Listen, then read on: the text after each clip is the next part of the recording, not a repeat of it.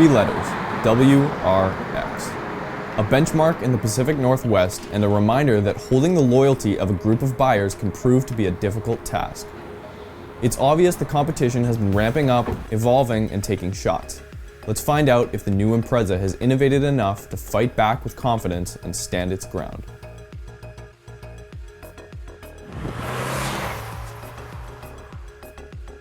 Hey you guys, what's up? We are here today in a 2016 WRX.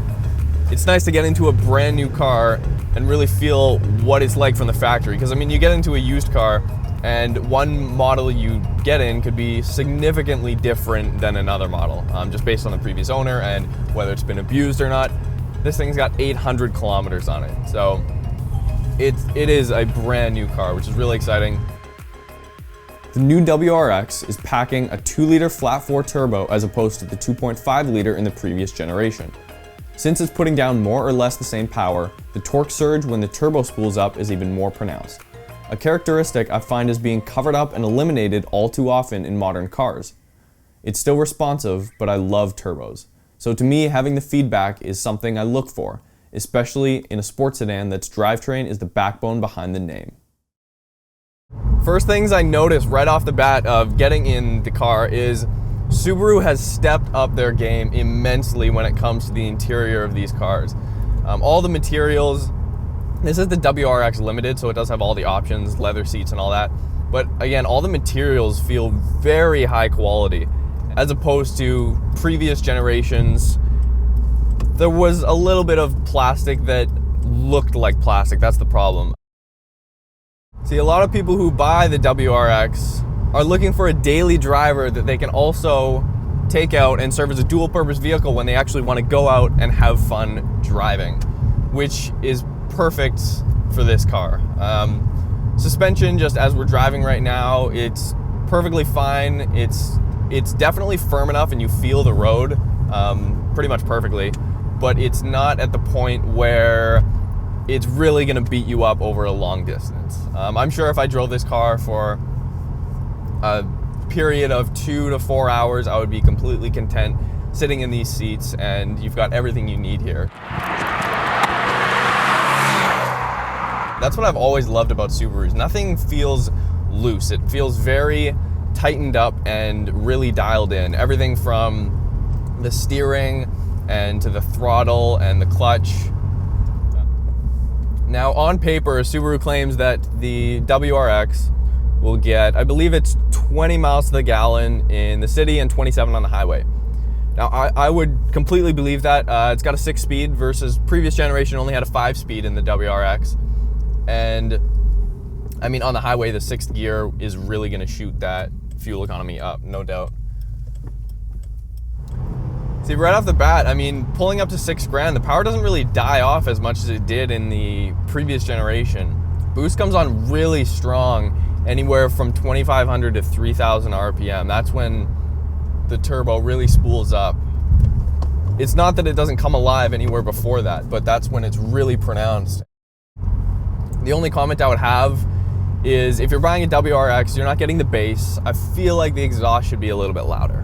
From the outside, it looks awesome. You got the diffuser back there and everything, and the quad tip exhausts. But I feel like it could definitely use a little bit more volume, for sure.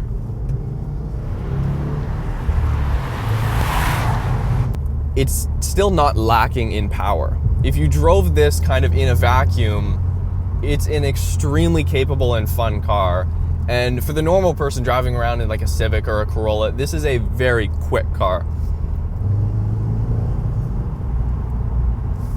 One of the best things about these cars is just that torque pull right around 3,000 RPM, even a little bit less, depending on what gear you're in. But especially in the lower gears, you can just basically use that torque pull to pass people on the highway without having to downshift, which generally people wouldn't expect from a turbo engine. Like you might have to wind it out or something like that, but having higher boost levels, you can essentially just use that torque punch to get ahead of anything. Unless you're really in the curvy roads and you really want to have some fun, then obviously you're going to drop a gear and really wind it out right to $7,000. But Walking alone, the streets are empty. The only thing I can see is my own silhouette. I'm getting stronger, step by step. The clock is ticking, but there's no time for regrets. I've been flying from town to town, from London to Taiwan. I've been all around the globe trying to protect your soul. When the WRX was first introduced, it was known for its raw driving dynamics that were meant to be a tamed image of Subaru's rally team and the cars they drove. It's a sad truth, but in 2015, a lot of that heritage is missing from the overall package. It's quiet and comfortable, but we're drivers here at Roads Untraveled, and the WRX is more of a commuter than ever before. It looks sharper and more aggressive than it has in a long time, but it's the simple things that take away from that excitement, such as the revs no longer being the center of the gauge display. This is all very minor, considering it feels refined, capable, and improved in almost every way, just not in the rally-inspired direction I was hoping for. Subaru is truly blurring the line between sports sedan and daily commuter, which is exactly what this generation is all about. Anyways, thank you guys so much for watching. Hope you guys enjoy the review. We'll be back very shortly with a few other cars, and go make sure you go like us on Facebook, tell your friends, go follow us on Instagram, all that good stuff, and go check out our website, roadsuntraveled.net. We got a lot of cool stuff on there going up every week, driving routes, podcasts, we got articles, editorials, and all that cool stuff. So we will see you guys next time.